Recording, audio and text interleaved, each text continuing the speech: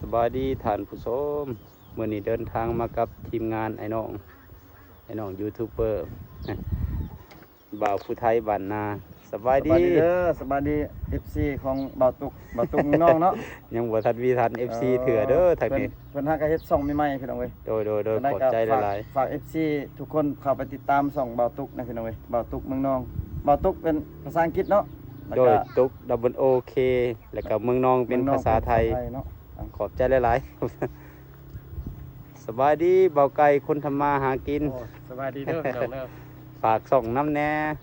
ซองเพิ่นหากระตังใหม่บ่ หากระตังใหม่ ได้จักเดือนได้ตังซอง ได้เดือนหนึ่งนี่แหละประมาณเดือนหนึ่ง ชื่อ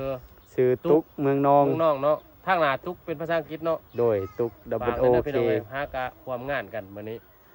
แล้วเฮาก็สิให้ไปนํกันตลอดอยู่ดอกเทื่อหน้าไปเพราะว่าชุดนี้เป็นเทื่อทำบิด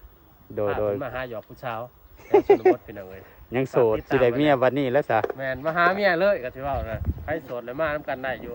แต่ว่าบ่าวผู้ไทยเพิ่นมีเมียแล้วเดี๋ยวนี้ ขอบใจหลายๆขอบใจหลายๆ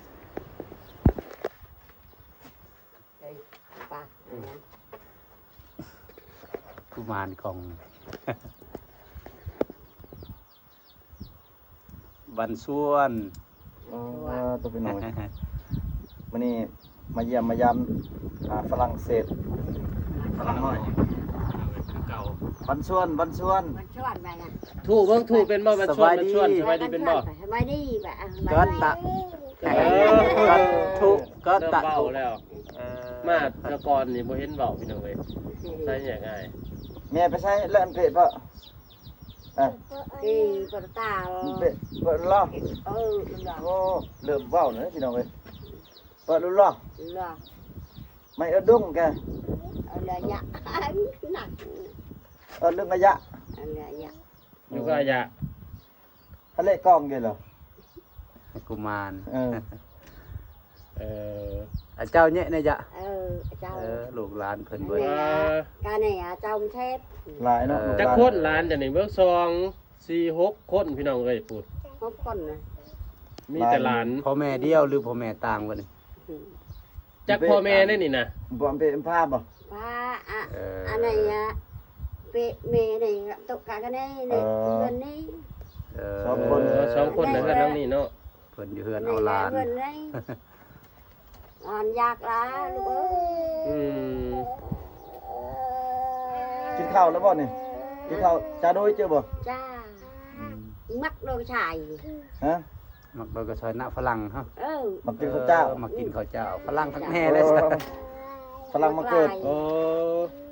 ผู้คนเผือกนี่มักกินข้าวเจ้าเนาะ สงสัยแมนได้แบบฝรั่งเลยได้พี่น้องเลยเพราะว่าข้าวเหนียวนี่บ่สูกินปานใดไปเฒ่าผู้ใดมักกินแต่ข้าวเจ้าเออ เจ้าน่ะเป็นอายะเนาะเป็นแม่ของแม่ผู้นี้บ่ อืม vì ăn thì măn của đó con cái rau ลูกไผ่ ลูกไผ่ xài ไผ่ ลูกเพิ่นน่ะลูกซ้าย เอ โอ้ อ ผู้ชายน่ะลูกเล่า เป็นยิงกันลูกไผ่ này lục cái gì ยา อันนี้ลูกของผู้หญิงของลูกผู้หญิงโอ้พี่น้องเลย เสนะเจ้าอันกี่ก่อนเราไหมเนี่ย Lệ. อันกันตอน Này เนี่ย kêu ba ba rồi cả này สองแสดงว่าสองไอ้น้องบ่ พระแพทย์บ่หรือว่า ผู้นั้นน่ะเป็นผู้ใหญ่ตะกี้นี่เกิด2คนแม่นบ่ผู้ฝรั่งนี่ออกฟ้าแฝดแล้วเสียผู้หนึง chia phụ nữ พี่น้องเลยให้เนี่ยแต่ยังผู้หนึงเนาะคันยังเบิด2นี่โอ้คักคือกันเด้เป็นฟ้าแฝดเลย โอ้พระแพทย์ thành ra nhon พี่น้อง có เลยบ่ต้องยอม vài dài có tỷ โอ้คันเห็นยนต์เลยอันนั้นท่วงโลด อยากไปน้ำยนต์ vài đồng nhân โอ้คันเวลาเห็นยนต์หรือว่าเครื่องบินมาเนี่ยอยากแล่นน้ำตัวเนาะจะท่วงจะว่าคิดเห็นอดีตบ่จาก บังเกิดกิตเบิ้นเป้าโตบ่อันเปอัน này là cột bên này này ฮะ cột bên này là ba rồi này โอ้เกิดในเฮือนครัวนี่เฮือนนั่นนี่อยู่ลุมนี่บ่ เกิดอยู่ตารางเลย ตารางอยู่ตาราง cột bên này nó cứ căn này อืม ม ณระมือไหม thành hao ขันหา ขันห้า ขันหาเท่าขันหา เป็นยังไงอะ จักปีแล้วนี่ ได้2 ปี 2 ปี 2 ปี ผู้เอื้อยนี่เด้จักปีนี่ เอ้ย ไม่ตะเบิ่นก็เฮ็ด มือ บ่คันห้า เล่นก่อน บ่ยากเลยเนาะ ยา เออ เวียดแกอันขอเงินขอได้ขอเงินคือขน เอ ม อได้เนาะยากเนาะคือ น้ ได้ องอันนี้อ้ายที่น้องเขาบ่น โอ้ โอ้แล้วเจ้าไปอยู่น้ำนอง เออ ไม่ละณระมือเหมาะ ผู้น้องผู้ลูก ณระเบิงใหม่ สาวอยู่น้ำบุกสาวอ่ะจ้ะแม่นบ่อยาก วาสนาขันหาขัน ศาสนาขันห้า เอื้อยเท่าขันหานางวาสนาผมแดงอยู่คือฝรั่งกันเด้อผู้นี้ก็บ่ได้โดน โอ้กูด หน้าตาจะคือฝรั่งเหมือนกันเลย อย่าออกฝรั่ง เบิ่ง พ่อแม่เราไปใช้พ่อแม่เขาเจ้าไปแล้วเป็นปวนเปาะฉะนั้น กินแล้วตาย ออกไปทางให้ คนนั้นเอื่อยคนนั้นเป็นยังไงหน้าตาก็จะคือฝรั่งนี่ก็ โดยละแวกนี่อันมักจานละแวกบ่ มักมาชาวโดย จังโดย คือกัน ยันว่าแบบเรามากินแต่ซีนแต่อาหารเราบ่แม่น อันนักกินมาบุ้ย แต่บ่มีเลยกินแต่ข้าวแล้ว เรื่องมากกับมากเนาะ นี่กินข้าวยักษ์ไอ้ เออ เป็นกระแพก เวลาข้าวเจ้าก็เรื่องข้าวเหนียวมันมักกินนี่ มักไอ้ข้าวเจ้า มักกินแต่ข้าวเจ้า หมักคือพลังเลยเนาะ กินแบบฝรั่งกินแบบอันนี้เลยพี่น้องเอ้ยสมบัติเป็นคนเปลือกเลือดสีผิวแบบฝรั่งผมนี่ใหญ่ขึ้นบ่ต้องยอมเนาะเป็นสีแบบนี้เลยสีขาวสีทองเลย อวตารนะเนาะมัน ตามัว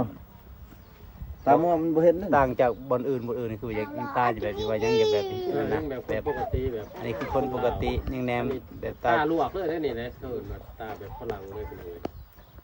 บางคนเพิ่นก็แนะนำว่าอยากให้ตัดแว่นได้ใส่จนหลายคนมาเป็นเว้นแบบนี้ อืม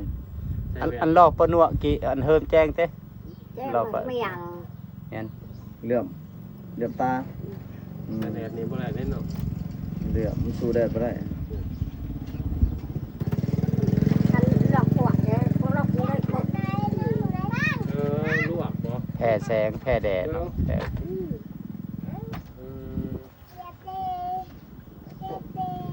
ผิวแบบลุกแบบ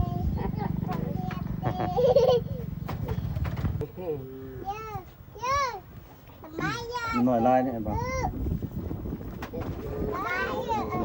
มันหน่อยลาย คันห้าจูบ่จูลึงกึ เจ้าซ้ำที่ท่านได้ครับบ้านกันจริง คันห้า ไม่เอาใหญ่ จูบ่จูลึงกึ แก ๆมันหน่อยใหญ่เขาเลยบ่ค่อยมีไปหน่อย จูบ่ลึงอันนี้นะบ่ คนละ2,000บ่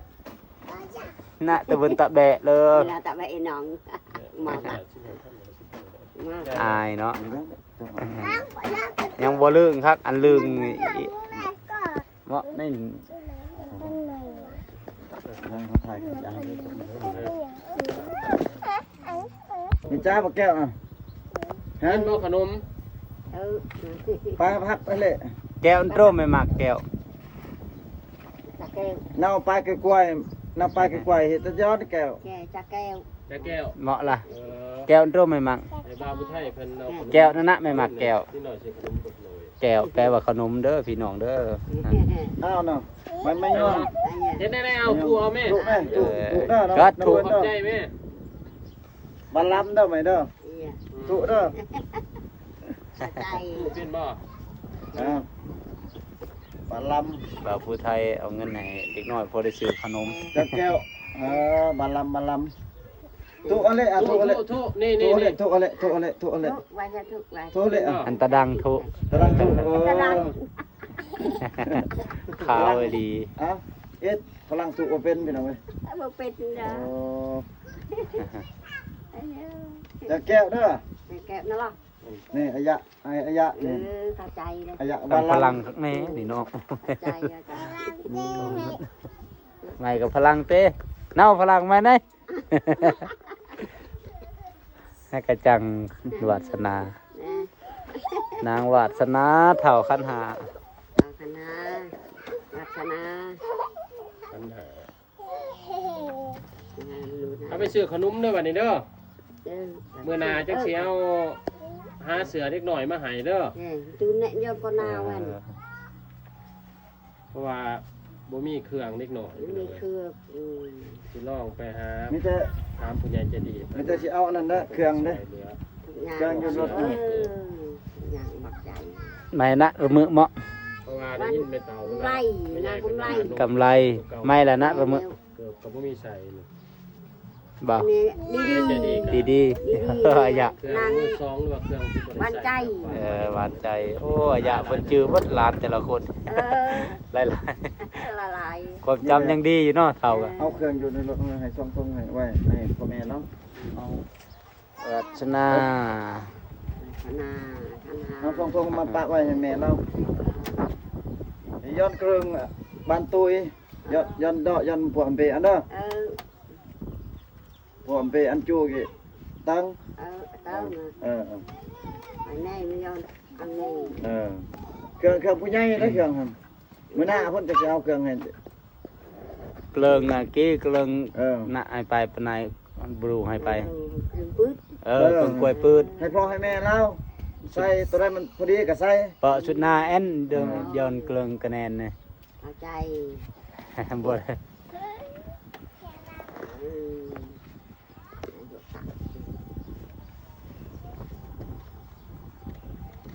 โอ้มามื้อนี้บ่ได้มีหยังมาฝากมาต้อนเขาเจ้าเอาโอกาสชุดหน้าถามมาสิมีแนวฝากแนวต้อน เงินคืนมานะ พิเศษให้กับ มีแต่ทีมงานเฮาเนาะทั้ง3คนก็สิเอาเครื่องนำบ่ตุกเนาะ โดย เอาเครื่องให้พ่อแม่เพิ่นนี่ล่ะคือน้อง เครื่องแต่ว่าเป็นเครื่องผู้ใหญ่ แน่น เพราะว่า สองทงพี่น้องเอ้ย อันนี้เป็นเครื่องกระสอบพี่น้องเอ้ยซื้อไปหลายๆแล้วแบ่งกัน เครื่องละ ยังบ่มีเครื่องเล็กน้อย หลายเดือนพุ่นละพี่น้องมี FC เพิ่นเอาให้แต่ว่ายังแจกบ่เบิดพี่น้องทีมงานเฮาก็ค่าเวียกค่างานแหน่ก็สิได้มามอบให้พ่อของน้องชายเพิ่นในฝรั่งเศสนี่พี่น้อง พอดีฉันหายาถุงหนึงเด้อ เออ แล้วก็ เอา ทางพอ เอาทางทีมงานก็มีเครื่องมาฝากมาต้อนให้ทางขยะ ผู้ใหญ่ เพิ่น พี่น้องเอ้ยบ่มีเครื่อง เป็นเครื่องผู้ใหญ่ เคยเด็กน้อยมันมื้อหน้าทำนี่แหละสิมาให้อีก เครื่องกล้วยปืดได้เหมาะได้ พอดีได้หมอเอ้ย ญาติกันแล้วพี่น้องเอ้ย ไปพ่อกับแม่นึง จูลึงกึเนาะอีเบิ่นเกลืองคะแนนจูบ่จูลึงกึวาสนาหรือคันหายจูลึงกึแน่ เพราะว่าเนี่ยครับให้มีเครื่องเก่า จูเนาะคันหาเนาะเด้อล่มได้ตบได้ ส่งมาให้ คุณ ฝากไปฝากผู้ใหญ่บ้านสะพานคนเสียใจทางครอบครัวทุกอย่างหรือว่าเด็กน้อย เป็นตะแพง nhớ bởi ถ้าว่า FC เนาะดูว่าผู้ใหญ่ใจดีหรือว่าอยากช่วยเป็นเครื่องคองหรือว่าเงินค้ำพี่น้องเอ้ยก็สามารถช่วยได้ติดต่อมาทางทีมงานเฮาได้เราก็ผ่านทางส่วนตัวเพิ่นก็คือสิบ่ได้เนาะเพิ่นบ่ได้ใช้พี่น้อง นี่มันไม่โทษจับ แม่น เอาไปปล่อยแม่เด้อจะนุ่งบ่ได้หรอกเครื่องมันยังใหญ่พวกมาจุดไหนหาเครื่องนิดหน่อย ชื่อบ่เฮ็ดบ่เฮ็ดบ่อันชุดหนานี่ชื่อบ่ชื่อเหมาะ chưa đây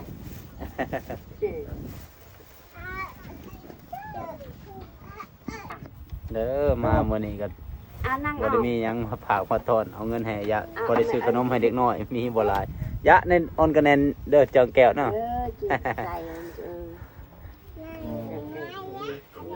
ก็ทีมงานก็ได้เอาขนมให้เด็กน้อยเพิ่นซื้อขนมกับเครื่องพี่น้องเอ้ย เอาไหนนิดหน่อยซื้อขนม แม่ แล้วก็เครื่องผู้ใหญ่พี่น้องเอ้ยเพราะว่ามีเครื่องนิดหน่อยเครื่องว่าเนี่ยแล้วก็สิได้เดินทางต่อมานี่พี่น้องเอ้ย กินกลับเนาะ ขอบใจเด้ออย่าเด้อมื้อหน้าสิมา chay เยี่ยมยามมานี่ใหม่บ๊ายบายเป็นบ่ บ๊ายบายเลย จู บ๊ายบายเนี่ยนะ จูตาเนาะตะบายบายเหมาะวาสนาบายบายตะบายบายมันดีดี กลับก็ไปหน่อย จูเนาะคันหาเนาะ ก็นายพี่น้องเอ้ยพี่ดีเมี่ยง บายบาย bye bye กับส้ม ก็ตันเติง